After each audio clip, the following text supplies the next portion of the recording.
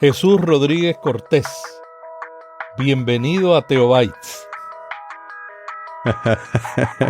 Qué extraño es esto, pero muchas gracias, Melvin, por darme la bienvenida. Siéntete como en tu casa. Teotecnología.com presenta Teobytes.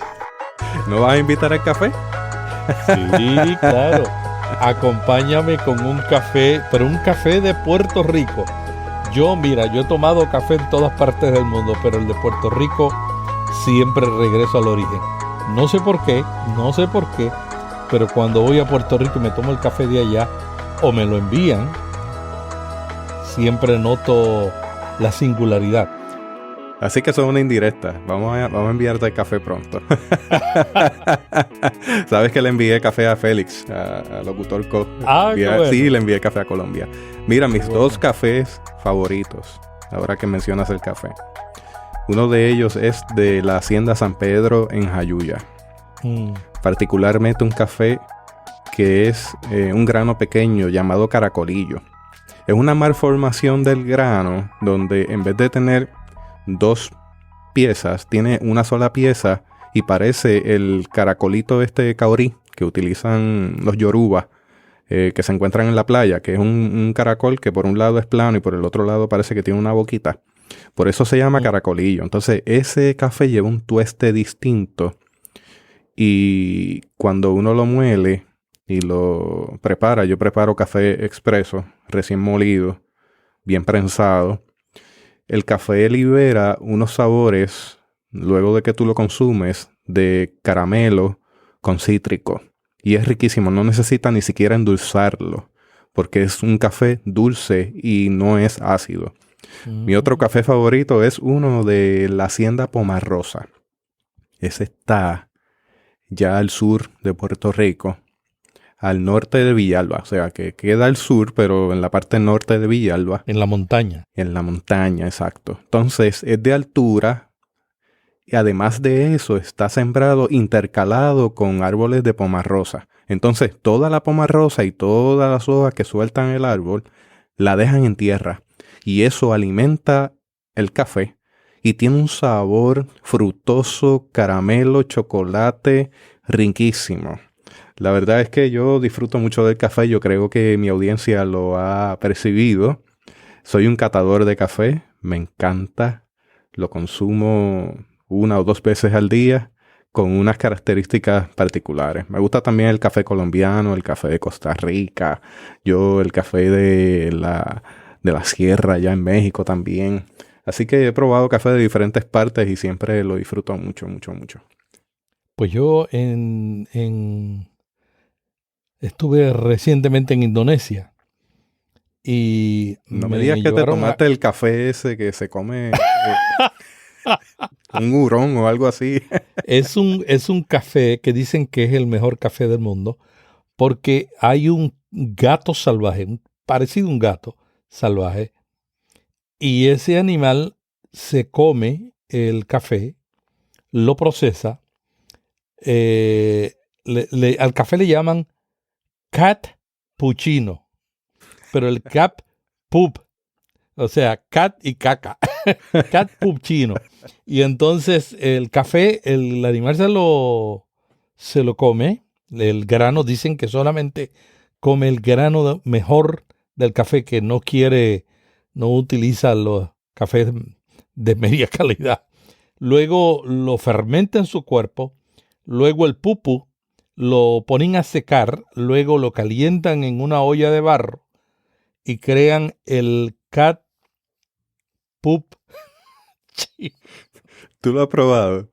Me voy a reservar porque no quiero que mis amigos puertorriqueños vayan a decir, bueno, ahora lo hemos comprobado que este tipo es medio loco. Yo tengo que reconocer que tendría reservas. Vamos a ver, algún día a lo mejor No, si yo me nunca he encuentro comido frente al nada café. raro. Nunca he comido nada raro en los 65 países que he visitado en el mundo. Pero ese café me llamó la atención. Bueno, pero no voy a decir si lo tomé o no. Bueno, Melvin, estoy aquí a tu merced. Jesús, además de experto en café, tú eres un experto en tecnología y eres un experto en teología. ¿Cómo comenzaste tu recorrido por la fe? Yo no diría que soy un experto en teología. Es algo que siempre vas a notar en mí cada vez que me dicen algo semejante. Una profesora mía del seminario evangélico dice que si te otorgan el título, tú lo recibes. Aún así, yo no me considero teólogo. Soy bien franco en eso. Me falta todavía camino por recorrer, mucho por aprender, mucho por estudiar. Mientras tanto, soy un amante de la teología. Soy un amante de la tecnología. Y en este momento de mi vida, todo se ha cruzado, pero ¿quieres ir un poco más atrás? Más allá de ese recorrido. Sí, yo crecí en familia. Yo hice el ejercicio de buscar mi árbol genealógico 5 generaciones hacia atrás en ambos lados, mediante un genograma. Así que eso supone mucha entrevista, supone buscar registros, entre muchas otras cosas. Encontrarme que por un lado yo tengo una fuerte influencia de constructores y técnicos en mi familia. Gente que se dedicó toda su vida a la parte mecánica. Por el otro lado, encontrarme que mi familia está repleta de profesores y profesoras. Entonces me comienzo a encontrar desde niño en ese caldo de cultivo. Educadores y gente técnica. Así que yo crecí jugando con destornilladores, llaves de tuercas, cajas de herramientas. Yo recuerdo que a la edad de 2, 3 años yo bajaba desde una parte alta en un lugar en donde mi papá guardaba sus juguetes, digo yo, todo aquellos artefactos técnicos, porque mi papá es electricista y electrónico y tantas cosas. Él es un multifacético. Yo bajaba un radioteléfono. Él había construido, Melvin, yo no sé si tú recuerdas, los radios 2 metros y los 10 metros, lo que le llamaban un CB. Eso es viejo. Pues él había hecho uno de tubos. Y yo acostumbraba a bajar ese radio de donde estaba, lo conectaba y comenzaba a darle a los potenciómetros que hacían unos ruidos extraños como que... Y eso, ya desde la corta edad que yo tenga memoria, 1 año y medio, 2 años, me atraía todo aquello que tuviera luces, que suponiera estar conectado, funcional, que tuviera componentes. Entonces yo agarraba aquellos equipos y los hacía pedazos.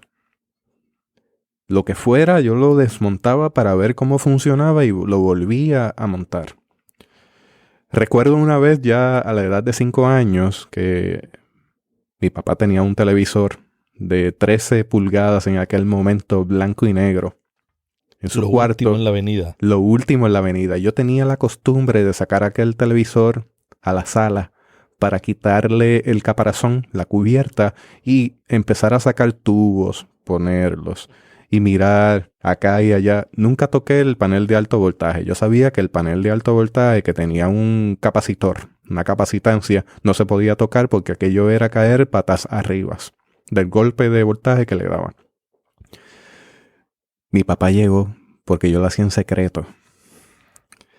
Y yo agarré aquel televisor y salí corriendo por el pasillo para colocarlo donde estaba y se me cayó. Y explotó, porque las pantallas acumulaban voltaje por dentro. Así que yo le rompí la pantalla a aquel televisor, tratando de huir de la mirada de mi padre, que no se enterara que yo estaba haciendo eso. Tuve una reprimenda, por supuesto, pero por otro lado mi papá entendió que yo llevaba algo en mi interior, que es algo de la sustancia que él también tiene, que es de ver cómo funcionan las cosas. ¿Y cómo te apoyó tu papá para desarrollar eso? Él Era supervisor en lo que en Puerto Rico se llamaba o se llama la Autoridad de Energía Eléctrica, supervisor de líneas. Así que yo, en las veces que yo podía, yo me montaba con él, iba a su trabajo y yo veía lo que él hacía. Eso a mí me influyó. No solamente la influencia del trabajo honrado, era también la influencia del trabajo bien hecho. Así que él era un gerente. Y yo llegaba a la oficina y yo conocía a todo el mundo, un nene de 5 o 6 años. Aparte de eso, él siempre ha sido contratista. Y siempre tenía muchos trabajos. Así que yo a la corta edad, no vayan a llamar al departamento de la familia ni... por lo que voy a decir, ya no prescribe. Pero a la edad de quizás 6, 7, 8 años ya yo alambraba interruptores. Y sabía qué cables había que poner dónde. Él me llevaba a hacer trabajos que yo nunca en mi vida soñaría volver a hacer, porque trabajos muy, muy complejos. Y eso me fue impregnando. Del asunto de construir, el asunto de los circuitos, el asunto de la electricidad, lo mecánico, el ver bombillas encendidas y cómo llegaba eso a encenderse. Eso me influenció mucho durante mi niñez y parte de mi juventud. Aún así te tengo que comentar que en un momento dado, ya entrando a la universidad, yo tenía una lucha con esa realidad de mi vida. O sea, yo soy altamente técnico. Yo soy una persona que nació con equipos electrónicos en la mano. Pero cuando llegué a la universidad, me di cuenta que también había otra parte de mí que no encajaba en eso y que también pedía que lo alimentara. Y es el humanista. Así que te tengo que reconocer en este punto del camino, no quiero saltar mucho la historia, pero en la universidad tuve problemas en mis primeros 2 años. Yo intenté varias veces cambiar del departamento de ingeniería electrónica al departamento de humanidades. Porque mientras yo estaba en un programa técnico, yo seguía tomando clases de filosofía, de humanidades, de conducta. Si yo te menciono las cosas que yo hice, yo tomé clases hasta de geología, tratando de encontrarme en esos primeros 2 años de universidad. Fue en el tercer año que caí en tiempo. ¿Y hay alguna disparidad entre ambos? ¿Algo que impida que 2 carreras totalmente diferentes se unan? En este momento de la vida te tengo que decir que no, porque soy multifacético. O sea, yo he aceptado que yo tengo unas inteligencias múltiples, cosas que en aquel momento yo no tenía claro. Y junto con ese humanista que es amante de las ciencias, de las matemáticas verifuncionales, y cuando digo eso, son matemáticas de filosofía. O sea, yo tomé clases de lógica verifuncional, que es matemática filosófica. No, hombre, no, tú te gozabas donde yo me aburría. y esa mezcla, ¿no? Yo decía, bueno, tengo que hacerme una carrera. Ya yo tengo una novia, que es mi esposa hoy día. Ya tenemos 22 años de novios. Así que ¿Todavía están de novios? Todavía estamos de novios. Yo sigo contando cada 25 de julio como un año más de noviazgo. Qué bueno. Y yo me di en ese momento, yo tengo que culminar algo. Porque el problema es que en un momento dado uno quiere aprender tantas cosas y te conviertes en maestro de todo, especialista en nada. Esa fue mi frase en ese momento. Yo decía, te tienes que especializar en algo, dedícate a esa profesión y luego en el camino veremos. Así que me encontré en la universidad, me encaminé nuevamente, culminé mi grado técnico. Inmediatamente yo no me había siquiera graduado y aparecieron en la universidad a buscarme para que comenzara a trabajar en la industria de telecomunicaciones. O sea, yo no había desfilado en la graduación y yo estaba trabajando.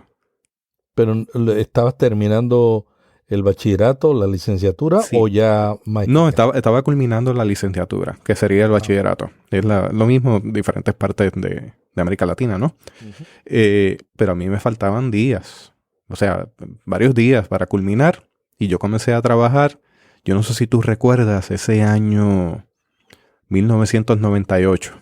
En Puerto Rico ocurrió o pasó el huracán Georges en septiembre.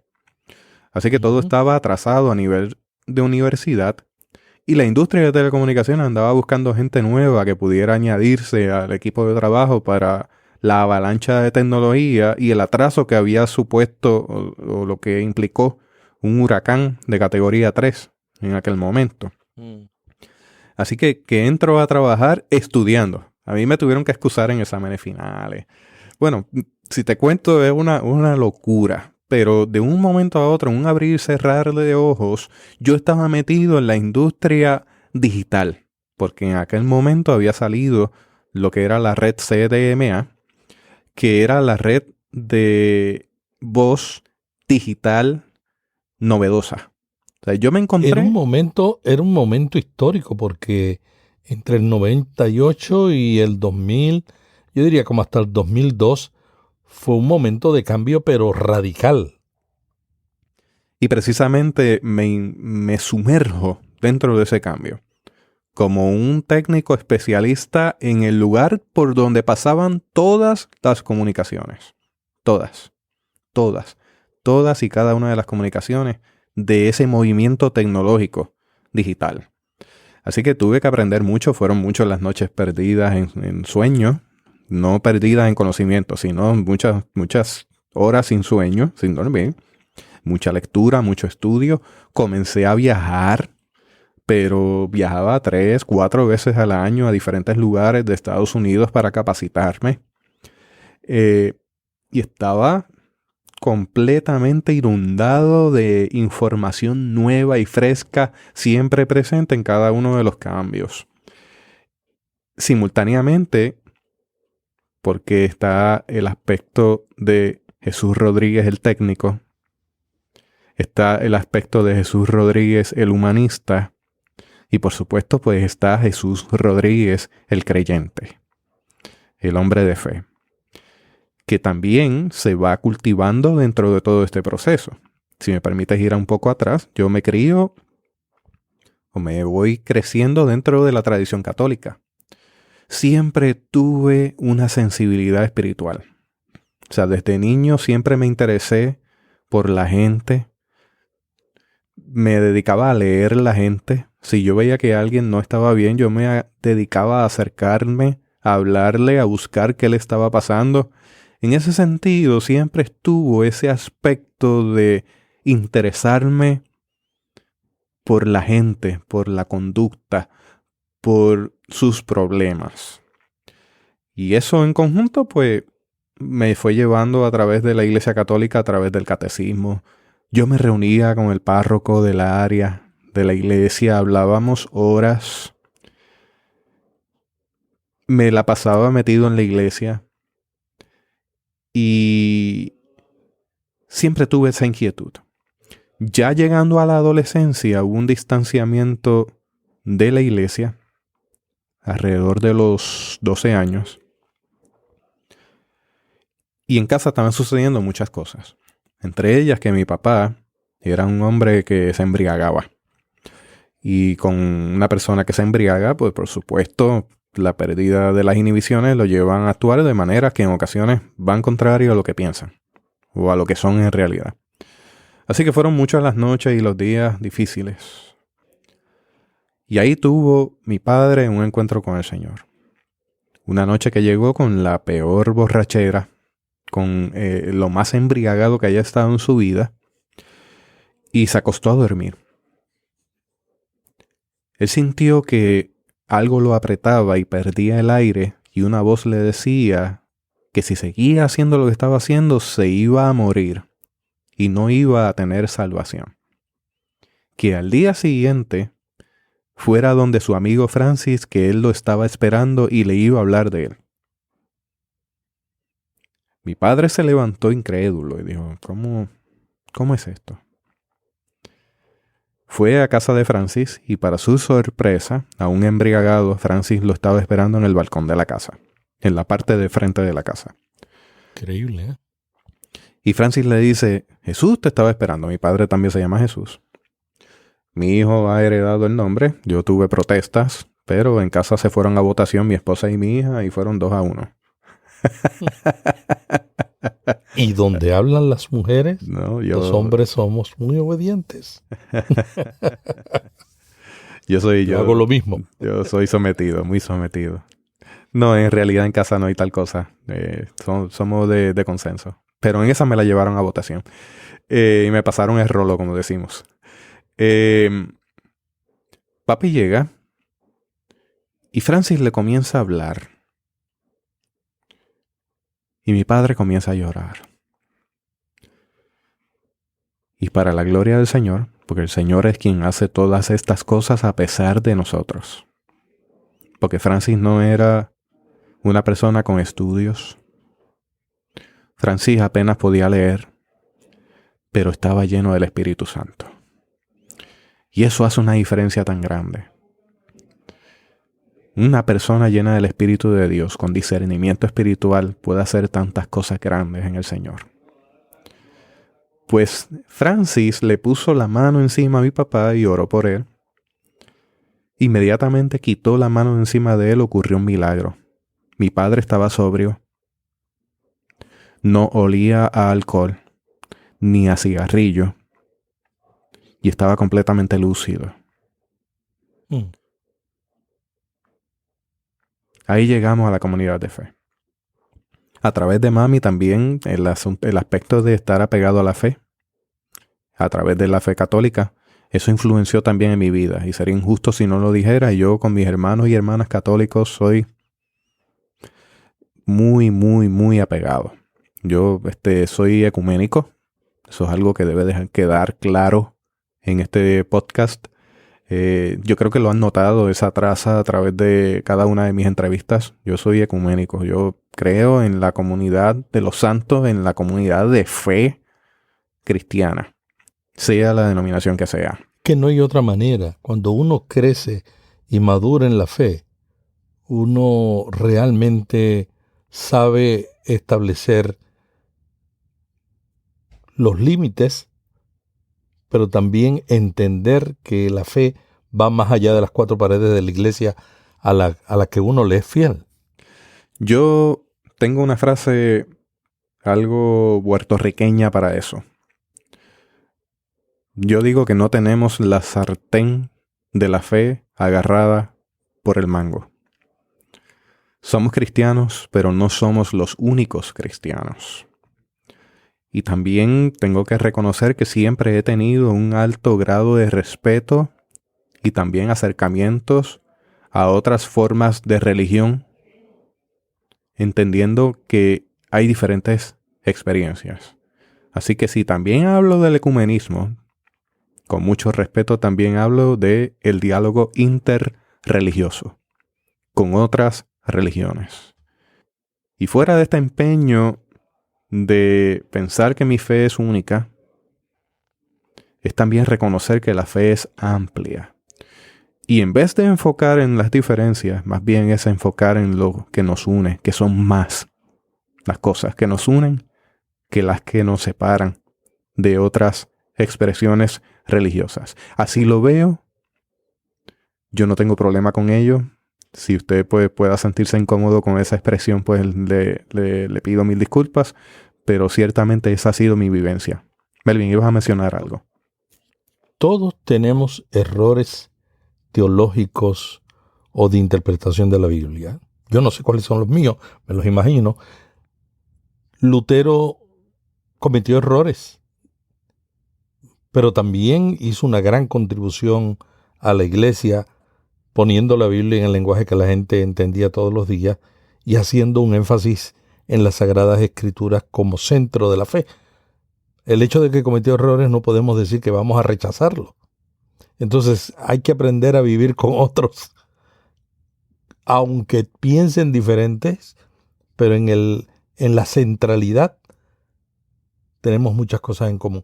¿Qué tú has aprendido en ese recorrido con otras iglesias? Porque tú vas a predicar a muchas iglesias. Llego ahí a la comunidad de fe, a un proceso de conversión al Evangelio, donde el Señor me toma la edad de 13 años. Esta teoría, los teóricos establecen la ventana 4.14, yo creo en eso.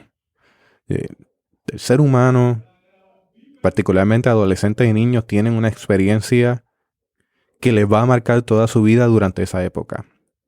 Y las comunidades de fe tienen que estar presentes en ese espacio y no ignorar ese acercamiento a las generaciones emergentes, que es una de mis preocupaciones que usted va a escuchar constantemente en mis podcasts. Pero me voy acercando a una comunidad de fe que me recibe. En aquel momento con la moda de adolescente, con mis tendencias de adolescente, y fue una iglesia que me amó, una iglesia que me formó. Y en ese momento, a pesar de que estábamos en familia en la iglesia me asignó una familia espiritual. Y al día de hoy, lo he mencionado en varios podcasts, Rolando e Iraida fueron mi padre y mi madre espirituales y siguen siéndolo al día de hoy y procuran por mí.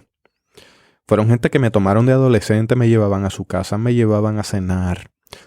Estaban pendientes de la iglesia, de cualquier cosa que me ocurriera. Yo sé que los tiempos han cambiado y que está este argumento del cuidado de los niños y las niñas con otras personas que no sean del núcleo. Eso está muy claro. Pero a mí me hizo tanto bien que una familia de la iglesia me acogiera como hijo suyo en este proceso de conversión. El bautizarme, el cumplir 15 años, y a la edad de 15 años ocurrió algo en mi vida. Te va a escuchar mucho que mi teología gira en torno a la obra del Espíritu Santo. Yo creo que el Espíritu Santo manifiesta en medio de su pueblo, ofreciendo dones, ofreciendo espacios de crecimiento. Y en mi caso yo recibí a la edad de 15 años un toque contundente, porque dice la palabra que el Espíritu sopla donde quiere. En ese momento yo recibí ese soplo. Y ese soplo me ha llenado de una vitalidad. Y de repente comenzaron a despertar tantas habilidades. Me ha llenado de tantas formas que comencé a tocar en la iglesia. Yo soy músico, puedo tocar guitarra, toco bajo. Comencé a dar clases. A la edad de 15 años, de repente yo estaba dando clases a niños de 13, jóvenes de 13. O sea que no era un niño dándole clase a niños. Y empezó a fluir la palabra, el deseo, el ardor por el altar. Comencé a predicar. Comencé a ser líder de jóvenes. Comencé a sentir un llamado bien intenso de parte del Señor desde los 15 años. Y por ahí seguimos en este proceso a través de la universidad. En la universidad, pues quizás no estaba tan activo a nivel de la iglesia porque yo creo firmemente también, y yo se lo aconsejo a los jóvenes que me encuentro, dedícate a tus estudios cuando te toquen, porque eso es parte de tu ministerio. Es parte de tu mayordomía delante del Señor. No hay una cosa opuesta a la otra. Los estudios y la fe, yo creo que van juntos de la mano, a pesar de que hay gente que toman diciendo que mucho estudio fatiga pero mi experiencia ha sido otra. En la universidad seguí siendo líder a nivel denominacional, ya en una confraternidad de jóvenes de la Iglesia Cristiana Discípulos de Cristo en Puerto Rico. Y ahí comencé a sentir y a vivir otras cosas que se fueron añadiendo dentro del paquete. Y me convertí en un predicador itinerante, en un maestro de escuela bíblica. Y comencé en ese punto del camino. Yo ubicaría que fue la edad de algunos 18, 19, 20 años, que fueron esos primeros 2 años de universidad, donde yo comencé a tener choques por lo que yo creía que podía estar en contra. Yo decía de momento, ¿cómo es esto? Este hombre de fe, el humanista, el técnico, ¿cómo es que esto se lleva? ¿Cómo se mezcla esto? Y tuve una crisis muy fuerte. Como te mencioné en un inicio, que se conecta ahora, comencé a tomar clases y a buscar una reorientación vocacional. Porque yo sentía que lo técnico no iba con lo que yo sentía debía ser. Y ya para ese punto, entre los 20 y 21 años, caí de nuevo en el carril y entendí que no había un problema con la otra. Pero sí tenía que tomar decisiones inteligentes y decisiones dirigidas en ese momento.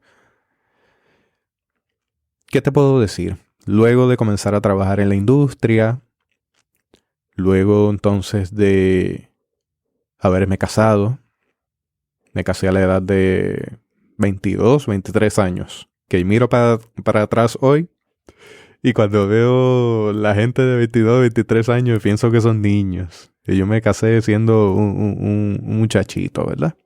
Yo me casé a los 19. Y ahora las generaciones optan por 28, por 29, esperar. 30 años.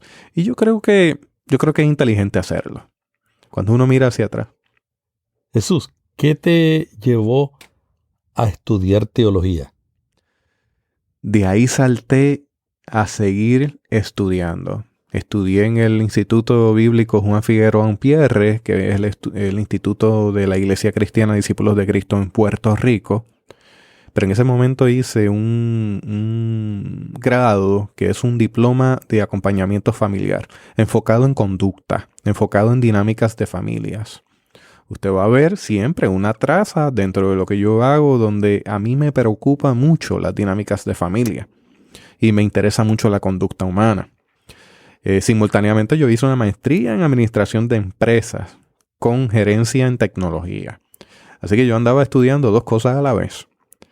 De ahí ese deseo ardiente. El instituto fue bueno y me llenó y me capacitó y fue excelente para mi vida, pero yo quería algo más. Así que yo sentía un llamado intenso por seguir estudiando, pero ya a nivel teológico y a nivel de religiones. Opté entonces por entrar al Seminario Evangélico de Puerto Rico a estudiar junto con mi esposa, simultáneamente los dos, con una bebé, una maestría en artes de religión. Allí uno tiene formación bíblica, formación teológica, pero en la concentración tuve la oportunidad de poder hacer estudios de religiones comparadas. Y estudié 5 religiones distintas. No solamente a nivel teórico y de libro, era sumergirse dentro de la experiencia de hacer estudios comparados. Y culminé entonces esa maestría en artes en religión que me permite entonces integrar lo que yo soy hoy día. Yo comencé en el 2007 entonces a trabajar siendo todavía predicador itinerante, que aún lo soy, siendo conferenciante, que aún lo soy. Comencé a integrar esto de tecnología y religión, porque encontré una relación. Encontré la relación de que los aparatos tecnológicos están pegados, están conectados a nuestra situación espiritual. Y de hecho mi ensayo de integración fue un trabajo sobre religión y tecnología, con los elementos tecnológicos como una extensión del espíritu, que fue mi tesis. ¿Ves alguna similitud en todos esos estudios que tú hiciste para la tesis entre la teología y la tecnología? La teología es el estudio de las cosas y hechos relacionados con Dios. Dios es creador. Dios coloca al ser humano como parte de esa creación en un acto co-creador. Cuando digo co-creador es que no somos creadores, es que somos co-creadores, somos participantes de la creación de Dios. A eso le añadimos que el ser humano es un ser altamente tecnológico, siempre ha sido tecnológico. El ser humano siempre ha utilizado herramientas, procesos e individuos para crear tecnología para satisfacer las necesidades. Así que la creación de tecnología es parte del acto co-creador, que en el camino puede ocurrir que se tergiversa ese acto co-creador como un abuso de la creación. Ya es otra cosa. No somos dueños de la creación. No podemos disponer de la creación como gusto y gana nos dé, y mucho menos para abusar de otros. Pero yo creo en el acto co-creador. Yo creo en ese acto co-creador que constantemente está innovando para poder avanzar como seres humanos en el espacio donde nos ha tocado vivir. Y por eso es que yo no encuentro una contradicción con que yo inserte elementos tecnológicos como parte de mis esfuerzos teológicos.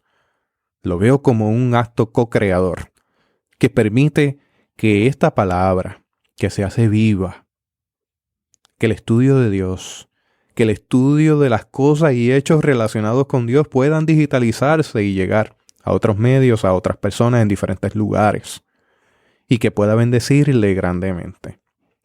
No sé si te convenzo con el argumento, pero yo no encuentro problema alguno con hablar de una tecnología que sirve en Dios. Si la tecnología no se discierne y se usa indiscriminadamente, nos va a llevar por caminos de maldición. Si esa tecnología se discierne en el espíritu y se usa conforme al propósito de Dios, nos va a llevar por un camino de bendición. Jesús, ¿qué te motivó a ayudar a las iglesias como lo estás haciendo con conferencias, talleres, mezclando esos temas? Te comenté que en mi sangre hay educadores. Y yo soy una persona entregada a la pedagogía. Soy un educador. Soy un amante de la teología. Soy un amante y una persona que se desenvuelve en los medios tecnológicos de manera profunda. Al día de hoy mantengo mi trabajo a nivel de la industria y eso me lleva a conocer cuáles son los cambios tecnológicos que están ocurriendo y los que van a ocurrir. Todo esto me lleva a que me interesa que la iglesia pueda entrar en diálogo con todas estas tendencias tecnológicas que son el diario vivir de las generaciones emergentes. Y que la iglesia sea pertinente para esas generaciones. Porque de otra manera les vamos a perder. ¿Qué tan pertinente está la iglesia hoy ante los cambios que enfrentamos? Vas a ver en mis esfuerzos que constantemente estoy invitando a la iglesia a que utilicen cosas tan sencillas como audiovisual. Esta generación es audiovisual. No podemos seguir apegados a la educación bancaria de colocar sillas detrás de la otra y un conferenciante al frente diciéndole a la gente lo que tiene que hacer. Como si fuera una botica, como decimos aquí, como si fuera una farmacia donde yo le digo a la persona, esta es tu receta y es suficiente esto. Necesitamos integrar más los elementos tecnológicos en video, en audio, en transmitir, en expandir ese reino que se hace presente al nivel digital. Así que me vas a ver en esos esfuerzos invitando a considerar lo que son las inteligencias múltiples. A conocer quiénes son las generaciones actuales y las generaciones que han quedado atrás. Porque también hay generaciones que han quedado atrás por desconocimiento y la iglesia tiene una responsabilidad social y ante el Señor por esas generaciones, particularmente los que se quedaron al otro lado de la brecha tecnológica. La iglesia tiene un espacio para poder resonar la voz del Espíritu en medios como lo es el podcast. Que a mí me va a interesar que tú y yo hablemos sobre eso, pero eso lo vamos a hacer en otro capítulo. Que la iglesia pueda utilizar las redes sociales para declarar que Jesucristo es el Señor y que pueda llevar el mensaje de esperanza más allá de las cuatro paredes. Así que vas a ver que dentro de mis esfuerzos está la creación de materiales para las generaciones emergentes. Formo parte de grupos de trabajo que evalúa aplicaciones, que evalúa materiales para llegar a las generaciones. ¿De dónde sacas tanto tiempo para hacer tantas cosas por el reino? No, sí, yo te añado que terminé la maestría en Artes en Religión y este semestre comencé a estudiar en el Seminario Evangélico de Puerto Rico nuevamente una maestría en Divinidad. Me estoy volviendo loco. No te lo puedo negar. Pero nota que tu esposa te apoya. Corremos juntos. Ahí me vas a ver también creando todo el material audiovisual para la escuela bíblica, particularmente para la revista de educación cristiana El Discípulo. Así que cada vez que vea una presentación en PowerPoint de esas clases, yo las hago. La creación de audio bajo demanda o el podcast, que ese término de audio bajo demanda es debatible y posiblemente algún compañero nuestro nos vaya a decir que no, pero lo pongo ahí. La creación de videos instruccionales, videos que le permitan a la gente conocer cómo integrar elementos tecnológicos en la fe y cómo ser más efectivos en la entrega de la escuela bíblica, en la predicación, en los diferentes entornos de la iglesia. El cómo utilizar sistemas y aplicaciones nuevos, el conocer a dónde nos lleva el futuro, el hablar de etiqueta digital, el hablar de la convivencia, el hablar de una comunidad de fe virtual, el hablar de las problemáticas que suceden dentro del seno de la familia. El tema de la teología pastoral para mí es prioridad y yo soy muy dado a seguir estudiando eso y a seguir buscando información y proveyendo podcasts dirigidos hacia la pastoral. A empoderar al laicado, que la gente de nuestras iglesias tenga información correcta, que se eduquen, que puedan tener herramientas para poder responder a las exigencias de la fe en este tiempo. Echar mano de la ciencia, de la tecnología, de la filosofía, de las humanidades. Todo eso está en mí y yo no tengo problemas con articularlo uno con el otro. Por el contrario, yo me siento enriquecido y bendecido en gran manera que yo pueda sentarme a hablar con una gama tan amplia de gente de diferentes entornos, características, ideas. Y me lo vivo, lo disfruto, me lo saboreo. Me encanta todo. Me encanta estudiar, me encanta seguir aprendiendo todo lo que caiga delante de mí. No sé hasta cuándo llegaré con esto, pero tengo una lista bien grande de cosas por aprender.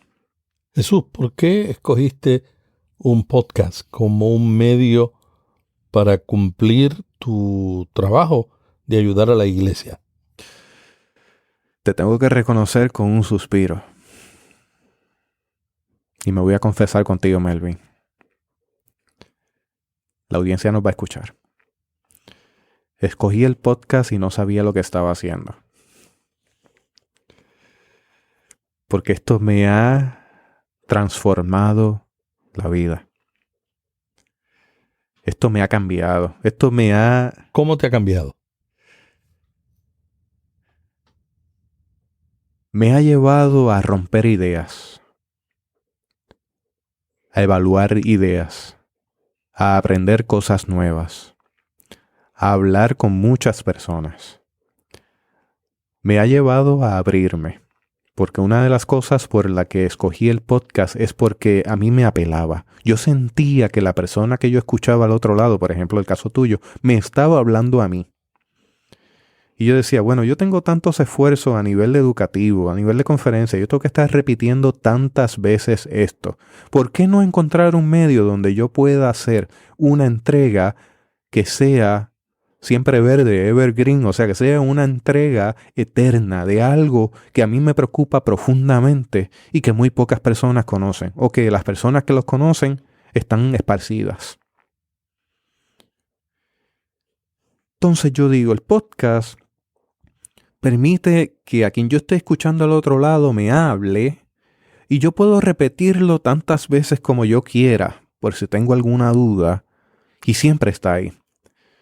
¿Por qué no tomar un podcast e integrarlo en lo que ha sido mi experiencia, mi mover, mi vida, y compartirlo con otras personas? Así que a través del podcast yo le comparto a la gente mi vida y le comparto también la gente maravillosa con la que yo hablo. que de otra manera esa conversación se quedaría en una mesa de café. Se quedaría quizás debajo de un árbol. Se quedaría quizás en 4 paredes con 200 personas y de repente yo digo, pero es que yo puedo hablarle a miles de personas sobre esto. Y no porque sea algo de vanagloria o sea una autocontemplación o sea vanidad o sea narcisismo. Es que esto es algo que yo he tenido que repetir tantas veces y que me sigo encontrando gente que no lo sabe. O que si lo sabe de otra manera. O que si lo sabe también puede compartir conmigo en mi error, porque yo también cometo errores. Entonces, es abrir un espacio de comunidad donde tú no solamente hablas, también la gente te habla a ti y te escribe y te envían mensajes de voz y te comienzan a llamar por teléfono diciéndote, hablé con mi esposa sobre este problema el fin de semana y justamente llegó el podcast sobre la dinámica de familias pastorales. Le dije a mi esposa, escucha esto, escucha todas las trabas que yo tengo como pastor y vamos a hablar a partir de aquí. Y entonces uno se da cuenta que uno va construyendo un espacio de diálogo que a la vez provee diálogos en múltiples sectores. El diálogo se puede dar a favor y también se va a dar en contra. Pero es un espacio donde uno permite que la gente escuche y que pueda considerar eso que se está diciendo. Y si de algo le sirve, que lo pueda pasar hacia adelante. Me he encontrado también, que es mi preocupación, que se está escribiendo poco de la historia del cristianismo en la posmodernidad.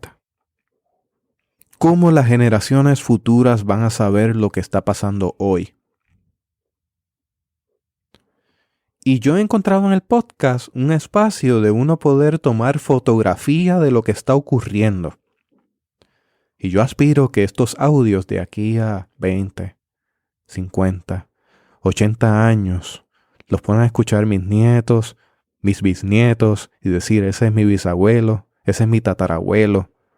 Y mira lo que estaba ocurriendo en Puerto Rico en aquel momento, mira lo que estaba ocurriendo en América Latina en aquel momento. Y que quienes estén estudiando en ese momento puedan decir, mira, aquí tenemos una radiografía de la época. ¿Qué mucho ha cambiado o qué poco ha cambiado esto? Y me vas a ver en esa insistencia, buscando información relevante, técnicas relevantes actualizadas para la comunidad de fe, de tal manera que podamos seguir avanzando el reino de Dios en este tiempo que estamos viviendo. Hay quienes viven pensando en el reino venidero, y yo creo eso. Yo creo que Jesucristo va a regresar, que va a levantar a su iglesia y que nos hará partícipe de ese reino venidero, pero también creo que Jesucristo se hace presente en cada espacio de la vida. Y que estamos hablando entonces de un reino que se hace presente aquí y ahora. Y mi pregunta siempre es, ¿qué yo estoy haciendo hoy para que el reino de Dios se haga presente en la vida de otras personas que necesitan tanto del Señor? Así que vas a ver siempre esos matices en los esfuerzos que llevo a cabo, en cada uno de los toques que hago, administrando teotecnología.com, administrando teobytes.com, administrando todo lo que tiene que ver con educación cristiana a nivel de presentaciones, en las conferencias, en las diferentes facetas de conferenciantes, en adolescentes, niños, jóvenes adultos, matrimonios, en la pastoral, en la academia. Que de hecho te comento que próximamente estaré en la Universidad Interamericana participando de un foro que va a estar Fernós, el presidente, con varios exponentes, entre ellos Padre Pedro,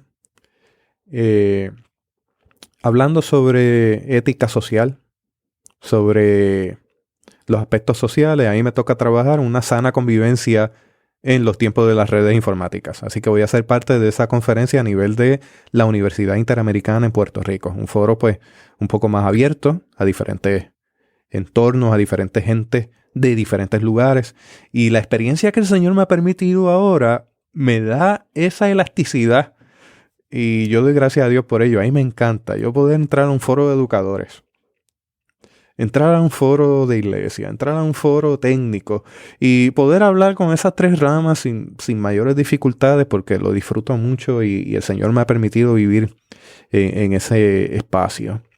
Pues te comentaba eso, que mi interés es que en cada uno de los esfuerzos que yo haga, que la iglesia pueda hacer, el reino de Dios se haga presente. Jesús, terminando la entrevista, si tú volvieras a comenzar, ¿qué harías diferente? Estás tocando una fibra. Estás de confesor hoy. Estás haciendo de mí lo que quieres. Mira, yo creo que yo comenzaría en cero dependiendo menos de las entrevistas. He llegado, este es el episodio número 59. Y tú sabes muy bien porque tú tienes a Cambio 180, que es mi podcast favorito. Así que invito a la audiencia a que busque Cambio 180 en cada uno de los mismo foros. Digo yo. Así es que, y esto no es por adularnos, es sincero. Busque cambio180.com y busque Cambio 180 en cada una de las aplicaciones que le permite escuchar podcast. Lo mismo. Pues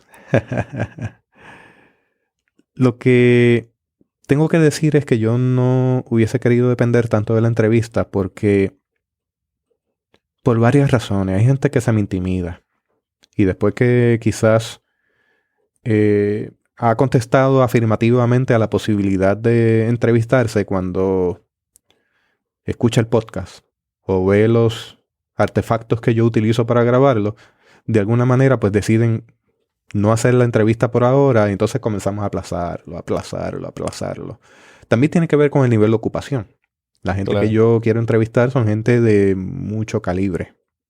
Gente muy ocupada. Y también eso tiene que ver. Hay gente que posiblemente no le ha gustado algunas temáticas que he tocado. Entonces piensan que a lo mejor visitar el podcast o entrevistarse conmigo es de alguna manera mancharse. El asunto de uno tener 3 personas en línea para entrevistarse, de momento cancelarlo todo. Si yo lo comenzara de nuevo, lo haría posiblemente solo con una que otra entrevista. Y de hecho he considerado en varias ocasiones reformar este podcast y quizás cambiar el formato a un formato un poco más corto, porque también estoy consciente de que me alargo demasiado. En ocasiones llevo a la hora 10, a la hora 15. Yo sé que la persona que le interesa el tema va a llegar al final, pero también reconozco que se puede hacer de una manera más eficiente. Por ejemplo, Cambio 180 dura 35 minutos, como mucho, y eso es perfecto porque ahí me dura un tapón o una congestión vehicular. En el caso de un podcast mío me duran 2 congestiones vehiculares. Y pues hacerlo más corto, hacerlo quizás dependiendo menos de entrevistados y creando materiales novedosos, que tengo materiales para compartir. Lo que pasa es que he querido intercalarlo porque en un inicio lo hubiese querido hacer así, pero me he encontrado con el quehacer teológico. El quehacer teológico implica diálogo. Si yo soy la única voz del quehacer teológico, voy a encerrar a mi audiencia en un solo punto de vista. Y el quehacer teológico evalúa diferentes puntos de vista sobre eso, que son los hechos, la existencia inequívoca de Dios que se manifiesta en cada uno de los aspectos de la vida. Esta semana yo entrevisté al doctor Plutarco Bonilla, un biblista muy conocido en América Latina, y él me decía que él tiene problemas con amigos pastores que tienen en la biblioteca todos los libros con una sola perspectiva teológica. O sea, cuando uno se encierra y solamente lee y solamente escucha lo que uno piensa, lo que están de acuerdo, uno no crece. El crecimiento se da cuando uno dice, yo me siento seguro de lo que creo, pero yo quiero leer lo que otros opinan de otros puntos diferentes al mío. Esa es la única vez en que uno realmente crece, cuando uno está abierto a exponerse, a recibir información diferente a la que uno cree, y ahí es que uno realmente empieza a definir lo que uno cree. Mientras tanto, lo que estamos es alimentando un punto de vista. Y me confieso contigo, porque tú eres mi confesor hoy. Me has hecho lo que has, Padre hecho Melvin, lo que has querido Padre conmigo. He tambaleado. He tenido debilidad en considerar si continúo el podcast o si sencillamente cierro el ciclo. Porque esto atrapa mucho tiempo personal. Mucho tiempo personal. ¿Cuántas horas dedicas a la preproducción y a la postproducción por cada hora que te escuchamos en el podcast? Hice el conteo el 15 de febrero, que cumplió un año este podcast, que es un logro que haya llegado al año. Llegó al año con 54 episodios, en vez de 52. Porque hice uno que otro episodio extra. Así que hice un poco más de trabajo. Cada episodio puede tomar entre 10 y 16 horas. Y en promedio, yo me puse a sumar y andaba rondando entre los 30 a 35 días calendario en inversión de tiempo. Si eso uno lo multiplica por 3 periodos de 8 horas, estamos hablando de algunos 100 días promedios invertidos durante un año. O sea que eso significa que todos los fines de semana están invertidos. Obviamente yo no trabajo corrido, yo trabajo sistemáticamente. La preproducción, la escritura, la producción, la postproducción, la nivelación, todo el aspecto de edición, técnico, el montaje, subir a las redes, el ponerlo en el servidor, verificar que todo esté bien a nivel de control de calidad, y eso ocupa horas de sueño. Eso quiere decir que para lograr este podcast yo me tengo que levantar prácticamente a diario a las 3 de la mañana para sentarme a leer, a editar, a escribir, para que no conflija con mi familia. Y aún yo así doy testimonio de eso.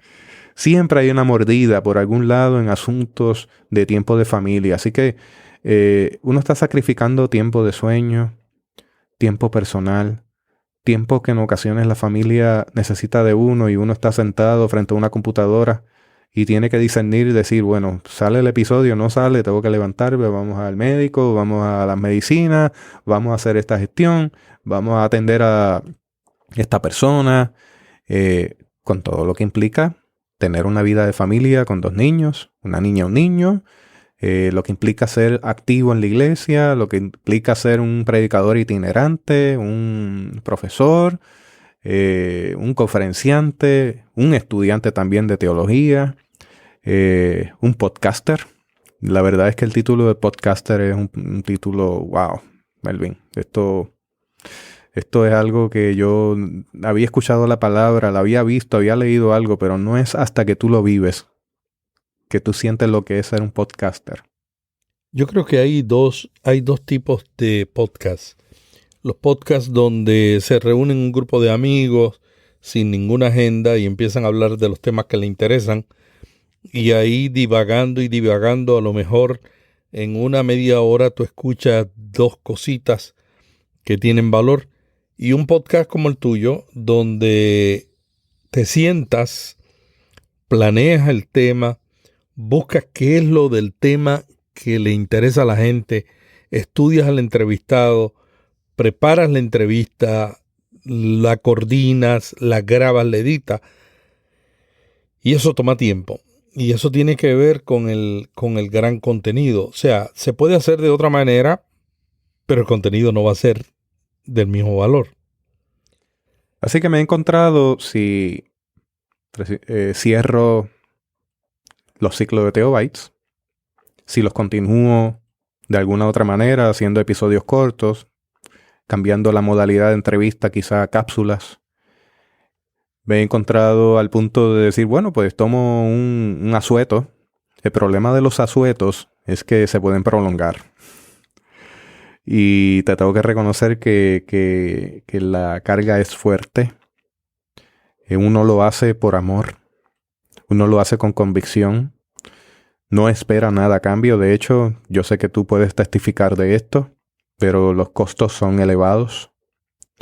Y en mi caso yo me he negado a recibir ayuda económica, a buscarla también. Todo corre del presupuesto de la familia. Todo corre de tal manera que la gente pueda recibir lo mejor, sin esperar nada a cambio.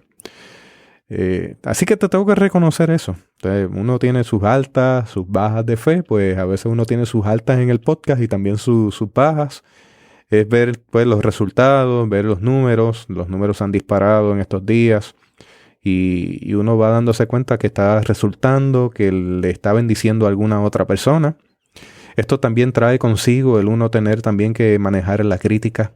En ocasiones la persona que está escuchando al otro lado no tiene idea de todas las vicisitudes que uno pasa para que cada episodio llegue. Y entonces de repente la persona que gratuitamente está recibiendo la información al otro lado se siente en la libertad, con la licencia quizás de hacer alguna crítica. Y eso es parte de, ¿no? Uno la recibe. Pero me he encontrado casos donde las críticas son someras, son críticas que ni siquiera prescriben, pero la respuesta es esa. Y también uno ha recibido mucha gente que le escribe a uno, que lo llama, que le envía su mensaje de texto dándole espaldarazo y dejándole saber lo mucho que le ha bendecido ese material. Así que lidiar con eso y seguirlo trabajando. Aquí le invito también a la audiencia que si le ha sido de bendición, si tiene algún testimonio con lo que ha ocurrido en Theobites, pues le invitamos a escribirnos. Puede ir a la página de theobites.com, allí hay una forma de contacto donde puede escribirnos, nos llega el correo electrónico.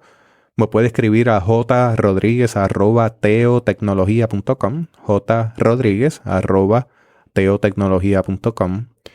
Y con mucho gusto pues recibimos sus impresiones sobre esta conversación. También recibimos sus impresiones en cuanto a lo que entiende podría ser Theobites. Si hay algún tema en particular que le interese, si a lo mejor entre los entrevistados usted ha encontrado algo que es común a usted y también quiere compartirlo y quizás pues desee formar parte de la comunidad en expresar su voz, pues con mucho gusto también yo entraría en diálogos y podríamos grabar. El punto es seguir creando materiales de calidad. No me gustaría dejar caer la calidad. Si la calidad cae, yo prefiero dejar de hacerlo. Entonces, ¿cómo trabajamos con esto? Estoy ahí planteándolo y buscando cuál es la fórmula. Y yo no sé, Melvin, ¿cómo tú haces 2 podcasts? Y ya estás pensando en un tercero. Yo tampoco. Yo quisiera animar a los oyentes de Theobites para proveer retroalimentación, lo que tú acabas de pedirle. Porque Jesús, tú eres un ejecutivo de redes de una de las principales compañías telefónicas de Puerto Rico. El tiempo que tú dedicas al podcast, si tú lo dedicaras en la rama profesional de ingeniería en la cual tú trabajas, sería una paga inmensa. Pero no solamente tú estás dedicando más de 15 horas a la semana, sino que tú estás pagando los gastos de equipo, de internet, de hosting, de websites, para que esto salga y llegue a la gente. Entonces, una de las cosas esenciales que uno recibe como paga es la retroalimentación, el saber si lo que uno está haciendo ha tenido impacto o no ha tenido impacto en la vida de la gente, porque la gente a veces nos escucha y dice, no, si a mí me encanta, pero nunca lo dice. Primero porque no es fácil dejar notas en iTunes, que es uno de los medios que nosotros recomendamos, pero hay muchos otros medios, como son los comentarios en el website, como son todos los medios que él ha mencionado antes, las redes, Twitter, Facebook. Trate de proveer una retroalimentación que contribuya para que Jesús pueda tomar decisiones en esta nueva etapa que entra a Theobites. Mi oración es que lo continúes como Dios te indique y que lo continúes con el alto contenido que tiene. Jesús, hay pocos podcasts de buen contenido cristianos en América Latina. Yo tengo amigos en Paraguay que están preocupados, que están iniciando Uno, tengo amigos en la República Dominicana que están comenzando podcast porque también tienen la misma preocupación. Y yo creo que Teobytes, Cambio 180, en esa categoría fuimos los primeros en estos años en romper el hielo.